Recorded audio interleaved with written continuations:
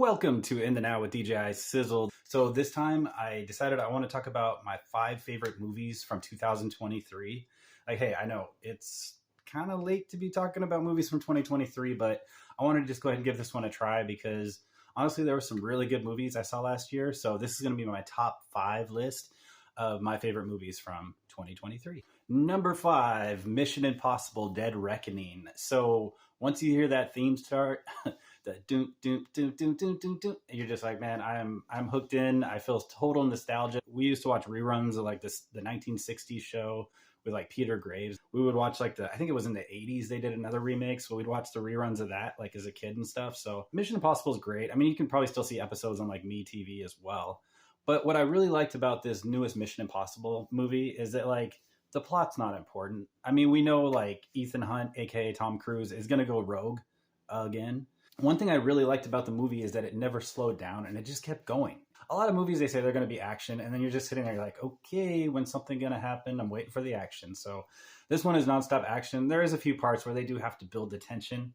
And if they don't build the tension, then it's going to be kind of craziness because it's just like all action all the time. So it is nice to have a few moments where you can kind of breathe and be like, okay, let me take in what I just watched. So all in all, I'd say this is a great movie. If you want to see action, if you want to see running, if you want to see a jumping bike, if you want to see trains, if you want to see fights on trains, if you want to see lots of holding on and gasp for air, etc., this is definitely the movie for you.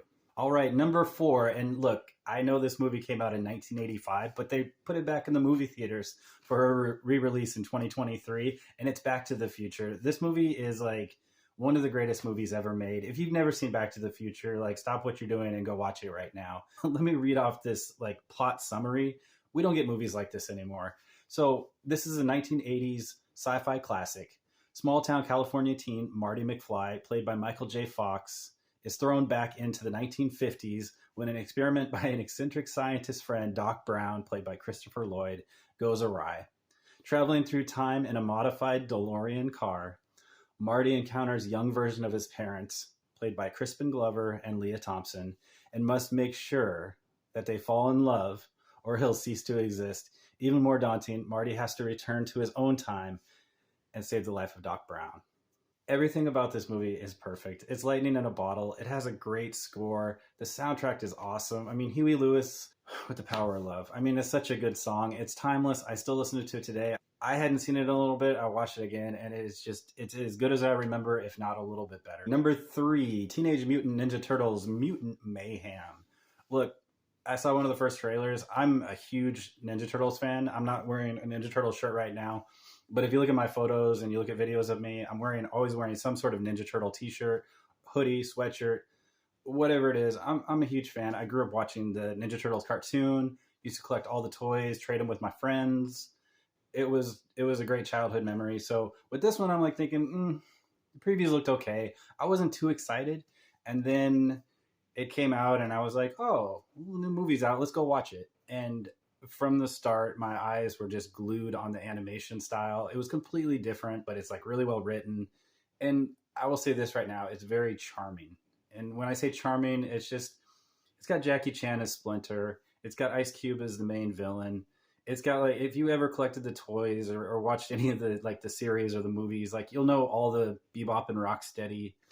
It's just really fun. And the Turtles are voiced by teens, which is like a first, I guess, which I was really surprised with.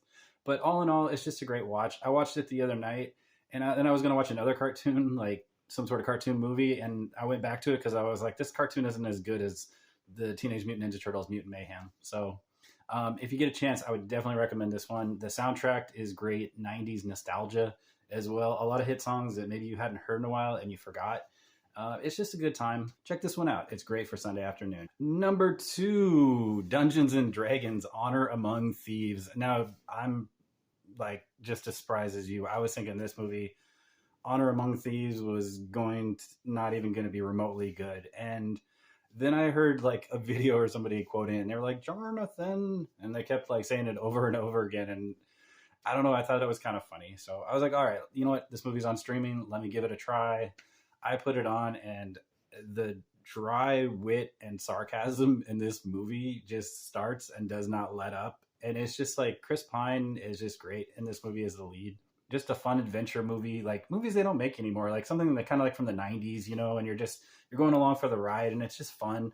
All the characters are fun to watch, and it's harmless humor, but it's just really funny, witty, sarcastic humor. And all in all, like I've found myself like putting this movie on and watching it like 5 or 6 more times in like the last couple of weeks. I don't know. It's just like soothing. It's just fun to watch. And there's a special cameo in this movie. I won't spoil for you, but it's really funny as well. And then also there's a scene where they go to the graveyard, which is like, if you want a masterclass in comedy writing, this is like so good. And it's just a fun watch. And I was so surprised by this movie. Believe me, I did not think this movie was going to be good. And it now has become one of like my second favorite movies of last year. All right, number one. The number one movie is the Super Mario Bros. Movie, which again, this is another one. I had low expectations going into this movie. I'm like, well, maybe like we all like playing the video games growing up.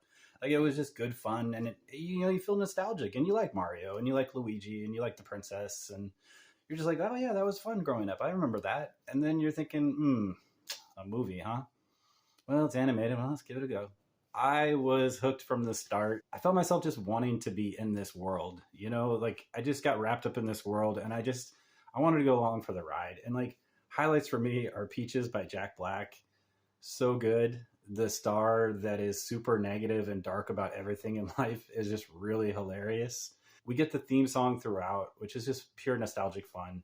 And it's got a great 80s soundtrack. Take On Me plays by Aha. It's just really fun.